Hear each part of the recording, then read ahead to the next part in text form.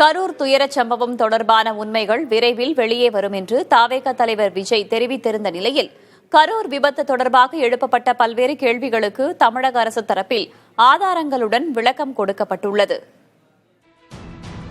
கரூரில் சனிக்கிழமையன்று தவேக தலைவர் விஜய் மேற்கொண்ட பரப்புரை கூட்டத்தில் ஏற்பட்ட கூட்ட நெரிசலில் சிக்கி 41 பேர் உயிரிழந்த துயரம் அரங்கேறியது.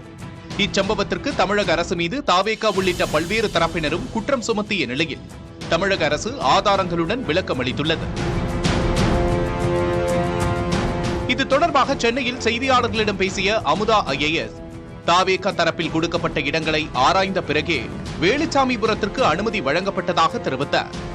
அத்துடன் கூட்டத்திற்கு 10,000 பேர் மட்டுமே வருவார்கள் என தவேக தரப்பில் தெரிவிக்கப்பட்டதாகவும், ஆனால் 20,000 பேருக்கு ஏற்றாற்போல காவல்துறையினர் பாதுகாப்பு வழங்கப்பட்டதாகவும் விளக்கினார்.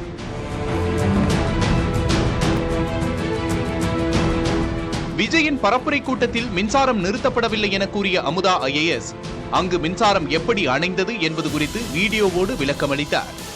கூட்டத்திற்கு ஏற்கனவே வந்திருந்த கூட்டமும் விஜய் வரும்போது வந்த கூட்டமும் இணைந்ததே நெரிசலுக்கு காரணம் என குறிப்பிட்டார். நிர்வாகிகளால் ஏற்படுத்தப்பட்ட ஜெனரேட்டர், அந்த ஜெனரேட்டர் வழியா கிரவுட் சர்ஜ் ஆகும்போது மக்கள் இங்க உள்ள வர்றாங்க.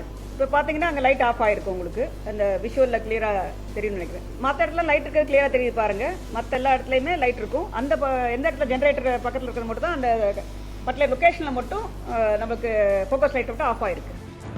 கூட்டத்திற்குள் ஏன் ஆம்புலன்ஸ் வாகனம் அடிக்கடி வந்தது என்பது குறித்து செல்போன் அழைப்பு விவரங்களுடன் விளக்கிய சுகாதாரத்துறை செயலர், கூட்டத்தில் இருந்த மக்களுக்கு தண்ணீர் கிடைக்கவில்லை என்றும் அதீத வெப்பம் காரணமாக மூச்சு திணறல் ஏற்பட்டு மக்கள் பாதிக்கப்பட்டதாகவும் தெரிவித்தார். ஒரு 3 o'clockல இருந்து கிரௌட் கொஞ்சம் கொஞ்சமா கூட ஆரம்பிச்சிருது.